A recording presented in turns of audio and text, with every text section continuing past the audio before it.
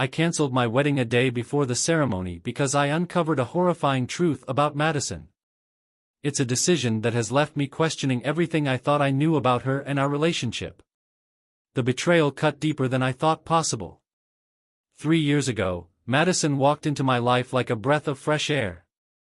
She was charismatic, driven, and endlessly supportive. As a single father, I was cautious about bringing anyone into Sophia's life, but Madison's warmth made it easy to let my guard down. She and Sophia seemed to get along perfectly at first. We built a life together, full of laughter and shared dreams. After 2 years of dating, I proposed. It was an intimate moment, just the three of us, and Madison seemed genuinely thrilled to become part of our little family. I couldn't have imagined a better response. For a while, everything felt perfect. Madison was attentive, involved, and seemed to love Sophia as much as I did. We started planning our future together, and I felt lucky to have found someone who embraced my life so completely. But as we began planning the wedding, subtle changes started to surface. At first, they were small things, insignificant disagreements about the guest list or the venue. I chalked it up to the usual wedding stress. Madison had a particular vision for the day, and I wanted her to be happy, so I agreed to most of her suggestions without question. Yet, as the months rolled on, her demands became harder to ignore. The first red flag came when she insisted that children be excluded from the wedding. Her argument was that a child-free ceremony would make the event more elegant and less chaotic. While I could see her point, the exclusion felt personal. Sophia wasn't just another child, she was my daughter. I tried to reason with Madison, suggesting compromises, but she wouldn't budge. She even went as far as to say that including Sophia would ruin the atmosphere. That statement lingered in my mind longer than I wanted to admit. What made the situation even more jarring was Madison's willingness to make exceptions for her own nieces and nephews.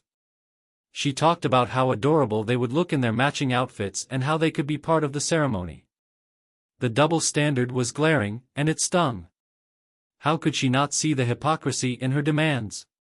When I brought it up, she deflected, claiming it was just different. Sophia noticed the tension too. She asked why she wasn't allowed to come to the wedding, her voice tinged with confusion and hurt. I didn't have a good answer for her.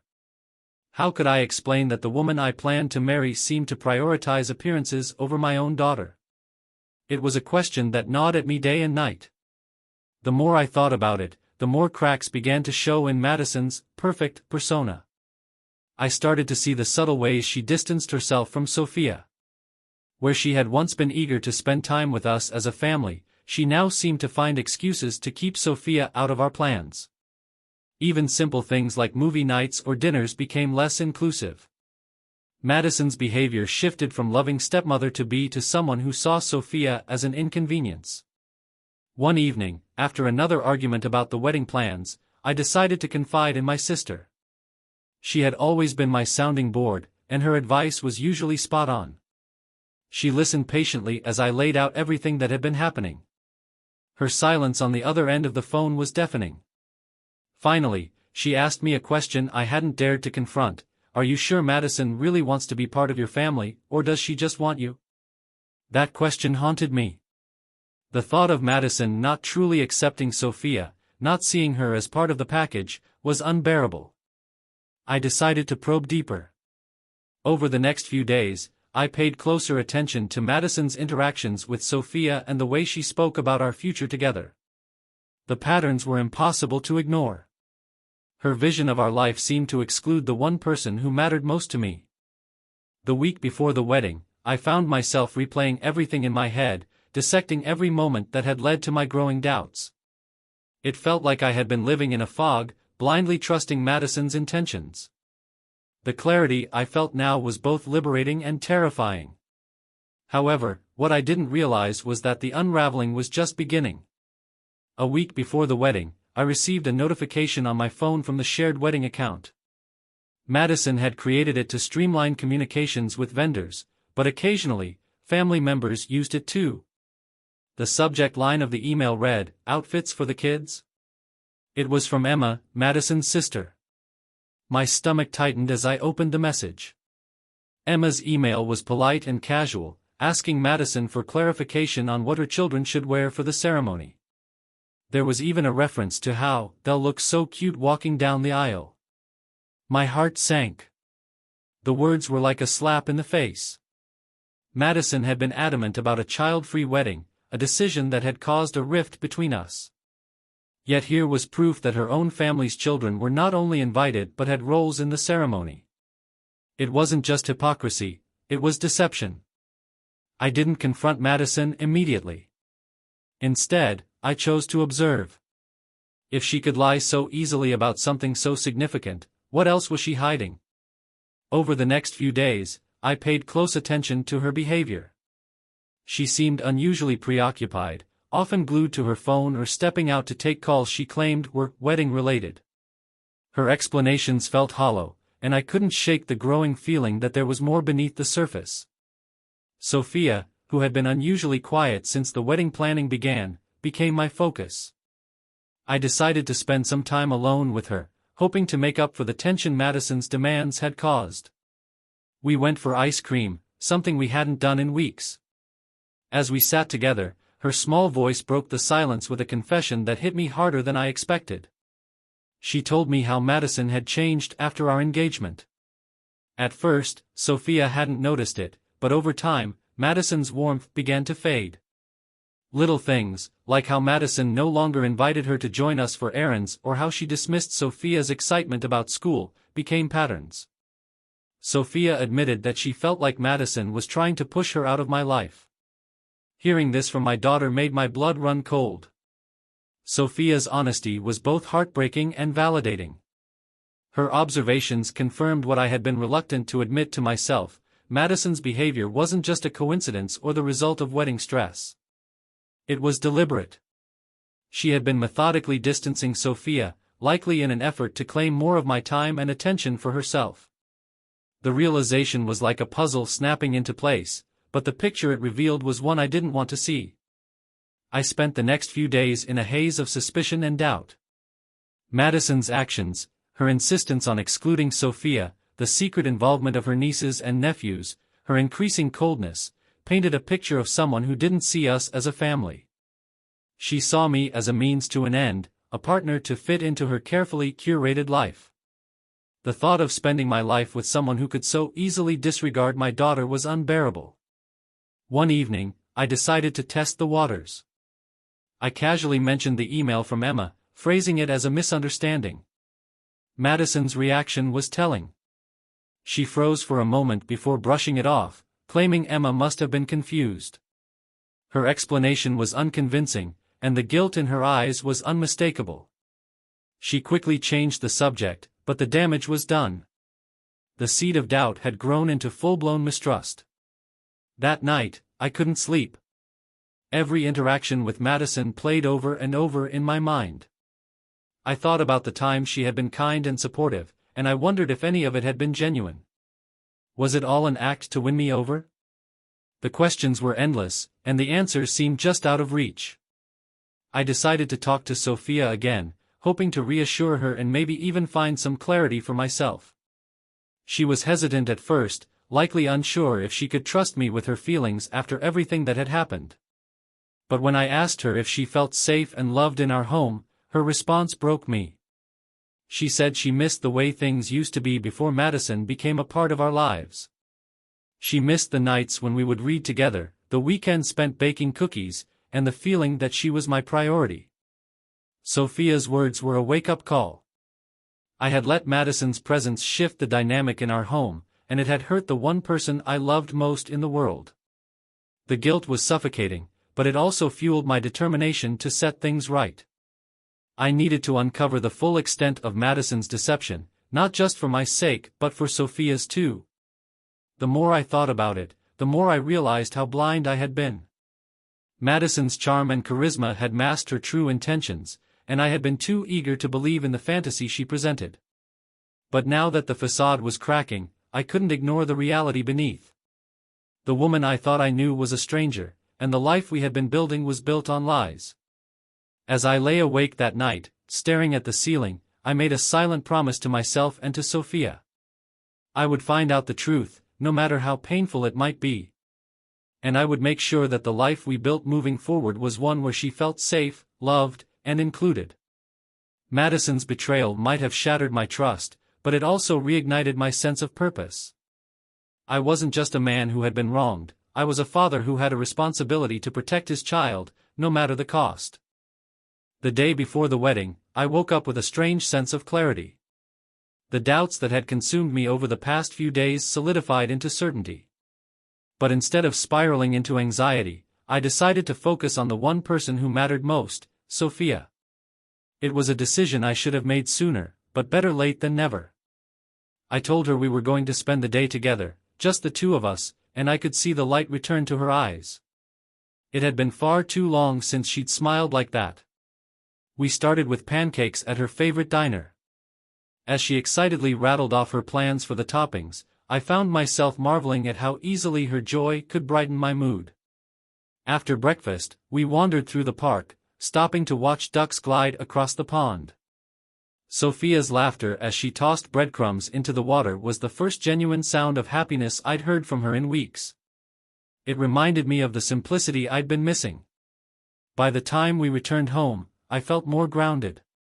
Spending the day with Sophia brought back memories of why I had fought so hard to build a life for us. As the evening wore on, I started getting ready for the next day, the day the wedding was meant to happen. A gnawing sense of dread crept back in. Something didn't feel right. It was more than just cold feet, it was the weight of everything I'd discovered about Madison and the truth I still needed to confront. The next morning, I arrived at the venue early. The place was a picturesque estate, the kind Madison had dreamed of since we began planning. It should have felt magical, but instead, it felt like a stage set for a performance I no longer wanted to be part of. As I wandered through the venue, making sure everything was in place, a group of children caught my eye. They were running around, laughing and playing in the garden. My stomach dropped when I recognized them. It was Madison's nieces and nephews, dressed in their matching outfits, just as Emma had described in her email. Seeing them there, in direct defiance of everything Madison had told me, was like a punch to the gut. It wasn't just that they were present, it was the effort that had gone into ensuring they had a role in the ceremony. The flower baskets and ring-bearer pillows in their hands were proof of the deception Madison had woven. I felt a mix of anger and betrayal as I made my way inside. Madison was in the bridal suite, surrounded by her sisters in a flurry of last-minute preparations. When I walked in, the room fell silent. Madison's smile faltered for a split second before she quickly recovered, launching into a stream of pleasantries. But I couldn't play along. Not anymore. I pulled out my phone and showed her the screenshot of Emma's email. The color drained from her face as she read the words. She stammered, trying to explain it away as a misunderstanding, but her excuses only fueled my anger. I told her I couldn't go through with the wedding, not like this. The room erupted into chaos. Madison's sisters tried to mediate, while she begged me to reconsider, but my decision was final. I had ignored too many red flags already. This wasn't just about Sophia or the children at the wedding, it was about trust, or rather, the lack of it. Walking out of that room felt surreal. The guests were already arriving, oblivious to the storm brewing behind the scenes. I found Sophia waiting in the car, her small hands clutching a book she'd brought to keep herself entertained. When I told her we were leaving, her face lit up with relief. She didn't ask questions, and I didn't offer any explanations. We drove away from the venue, leaving the chaos and heartbreak behind. As we headed home, a sense of peace settled over me. I had made the right choice, no matter how painful it was in the moment. Sophia deserved a life where she felt loved and prioritized, and I deserved a partner who valued honesty and family above all else. Madison might have shattered the illusion of what our future could have been, but she had also given me clarity. And for that, I was grateful. In the aftermath of the cancelled wedding, the silence was deafening. I blocked Madison and her family across every channel I could think of. I didn't want to hear their excuses or endure the inevitable storm of accusations. But it didn't take long for her family to find other ways to reach me. The barrage of messages came from unknown numbers and social media accounts, each one dripping with blame. They claimed I had destroyed Madison's life, painted her as the victim of my supposed cold feet. Their words were sharp and relentless, accusing me of ruining everything without giving her a chance to explain. But I didn't need to explain myself to them. My priority was and always had been Sophia. She was the one who had to endure Madison's coldness, the one who felt pushed aside while I blindly tried to hold our lives together. I refused to let Madison's family rewrite the narrative to make her a martyr. The truth was simple: honesty and loyalty mattered more to me than any facade of perfection. In those first few days, my friends rallied around me. They had seen the cracks forming in my relationship with Madison long before I had. They reminded me of the person I had been before her, the father who always put Sophia first.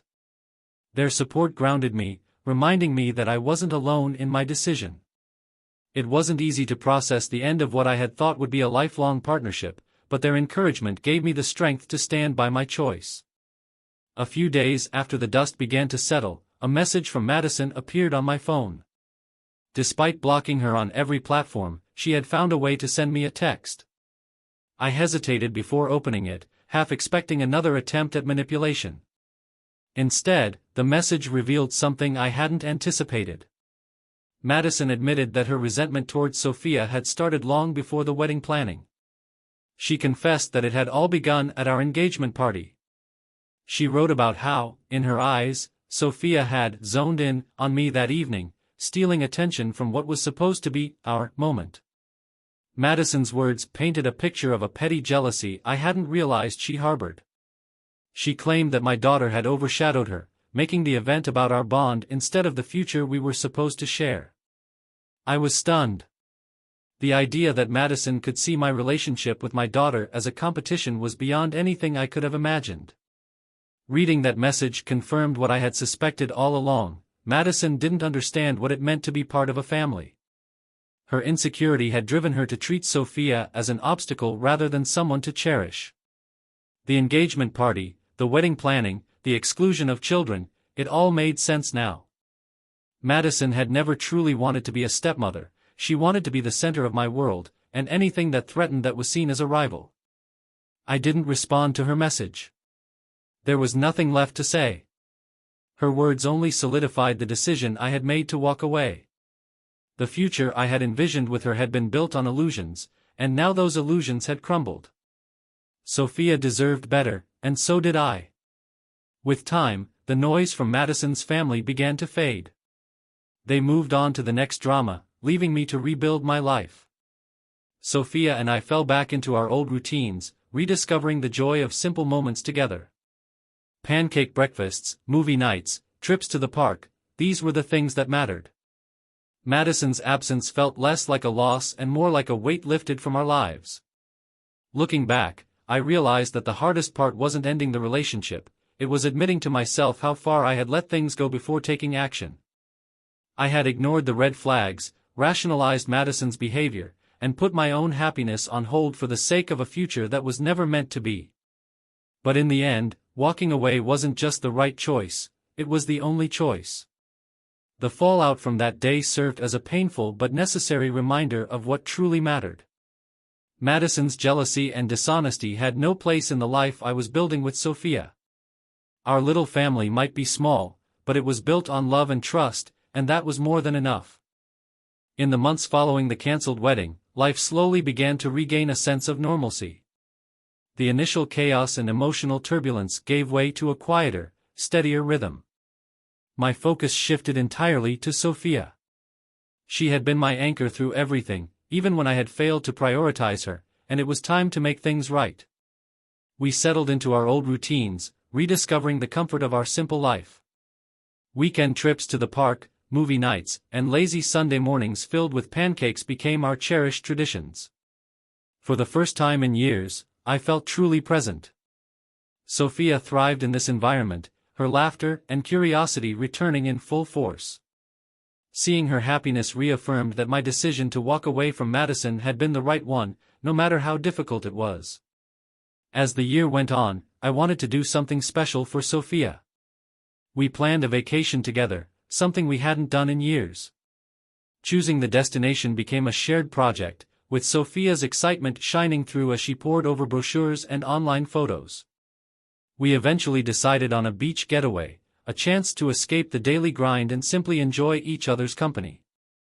The trip was everything we needed: sunlit mornings building sandcastles, afternoons swimming in the ocean, and evenings watching the stars from our balcony. It was a reminder of the bond we shared, one that no outside force could break. Despite the peace we had found, the experience with Madison lingered in my mind. It wasn't just the betrayal, it was the fear that I might make the same mistake again. I wanted to protect Sophia and myself from ever going through something like that again. But life has a way of surprising you when you least expect it. About a year after the wedding fiasco, I met someone new. Her name was Lily, and she was unlike anyone I had ever known. Our paths crossed through a mutual friend, and what started as casual conversations over coffee quickly grew into something more. Lily was kind, grounded, and had a warmth that made people feel instantly at ease. Still, I hesitated. The scars left by Madison made it hard to fully trust my judgment. One evening, I decided to talk to Sophia about Lily. I wanted her to know that I valued her opinion and that her feelings were my priority. Sophia listened carefully as I explained my fears, my hesitation, and my hope that this time might be different. Her response surprised me. She told me she wanted me to be happy and that she would like to meet Lily. Her words were mature beyond her years, a testament to the resilient, thoughtful person she was becoming. The first meeting between Sophia and Lily was nerve-wracking, but it couldn't have gone better. We met at a local park, a neutral and familiar place for Sophia. Lily brought a picnic basket filled with Sophia's favorite snacks, a thoughtful gesture that immediately broke the ice. The two of them hit it off in a way I hadn't anticipated.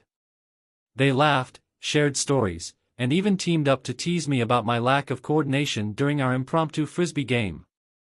Over the next few months, the three of us began spending more time together. Whether it was outings to the zoo, board game nights at home, or baking sessions that left the kitchen in chaos, the bond between Sophia and Lily grew stronger. It was heartwarming to see Sophia's face light up whenever I mentioned that Lily was joining us for an activity. She would ask when Lily would come over next, her excitement undeniable. Their connection became so natural that I often found myself in the background, watching them interact and marveling at how seamlessly Lily had become part of our lives. There were moments when I couldn't help but joke that Lily paid more attention to Sophia than to me. They would gang up on me during board games, conspire to bake my least favorite cookies just to see my reaction, and share inside jokes that left me shaking my head in mock defeat. But deep down, I was grateful. Their relationship was built on mutual respect and genuine affection, something I had never seen during my time with Madison. The turning point came one evening when we were all watching a movie together. Sophia, her head resting on Lily's shoulder, looked up and asked if Lily could come with us on our next vacation. Her words were so simple, yet they carried so much weight. In that moment, I realized that the walls I had built around myself were starting to come down. Sophia's approval and her happiness gave me the courage to believe that maybe, just maybe, this could be the fresh start we both deserved. As the months went by, our little trio felt more like a family. Lily never tried to replace Sophia's mother, and Sophia never felt the need to compete for my attention. Instead, they found their own rhythm, a partnership built on trust and shared moments. Watching them together was a reminder that love, when genuine, doesn't need to be forced or demanded. It simply grows, weaving itself into the fabric of your life in ways you never expected. Looking back on everything that had happened, I felt a sense of closure. The pain of the past had taught me valuable lessons about what truly mattered. Family, honesty, and the willingness to fight for the people you love, these were the things that formed the foundation of a happy life. And as I sat there, watching Sophia and Lily share a laugh over some inside joke I wasn't privy to, I realized that we had found something rare and beautiful. We had found our peace. The trip to the beach felt like the culmination of everything that had led us to this moment. The three of us arrived at the small coastal town, ready to leave behind the weight of everyday life and embrace the serenity of the ocean. The salty breeze, the sound of waves crashing against the shore, and the sight of Sophia running along the sand set the perfect backdrop for what was to come. On the second evening, as the sun dipped below the horizon, casting the sky in hues of orange and pink, I took Lily down to the beach. Sophia stayed behind with a new friend she had made at the resort, giving us a rare moment alone. I carried the small velvet box in my pocket, feeling its weight as if it symbolized the journey we had taken together. As we walked along the water's edge, I stopped, turned to Lily, and took a deep breath. The words came easily, a reflection of the love and trust we had built. Lily's eyes filled with tears as I presented the ring. Her smile widened as she accepted, her voice steady as she said she had long considered us her family and couldn't imagine life without us. The sincerity in her words overwhelmed me, and for a moment, I struggled to keep my emotions in check. As we embraced, I felt a profound sense of happiness, a feeling I hadn't experienced in years. When we returned to Sophia and shared the news, her joy was infectious. She leapt into Lily's arms, thrilled by the prospect of solidifying what had already felt so natural. Back home, the preparations for the wedding began. Lily's excitement was palpable, but she was adamant about involving Sophia in every step. One afternoon, they snuck away to the city, returning hours later with a garment bag and a secretive smile on Sophia's face. When I asked about it, they refused to say anything, insisting it was a surprise. The day before the wedding, the secret was revealed. Lily had taken Sophia to pick out the most beautiful dress, one that made her look and feel like a princess. Sophia's delight was undeniable, and her gratitude toward Lily solidified the bond they shared. The wedding day arrived, and it was everything I could have hoped for and more. Sophia, in her stunning dress, was a highlight of the event, drawing compliments from nearly every guest. She beamed with pride, basking in the love and attention that surrounded her. Watching her and Lily together, I felt an overwhelming sense of fulfillment. The ceremony itself was intimate and heartfelt, a celebration not just of the love between Lily and me, but of the family we had become. Life after the wedding settled into a beautiful routine. Lily and Sophia's relationship remained as strong as ever, if not stronger. They spent countless hours together, baking, painting, and creating a bond that felt unshakable. It was a joy to witness, and I often found myself stepping back to marvel at how naturally Lily had become part of our lives. Then one day, they approached me together, their faces glowing with excitement. Lily took my hand gently, her eyes sparkling with excitement, and shared the life-changing news that she was expecting a baby. Sophia's enthusiasm was immediate. She threw her arms around Lily, already envisioning herself as the best big sister ever. While my heart swelled with happiness, a small voice in the back of my mind whispered fears.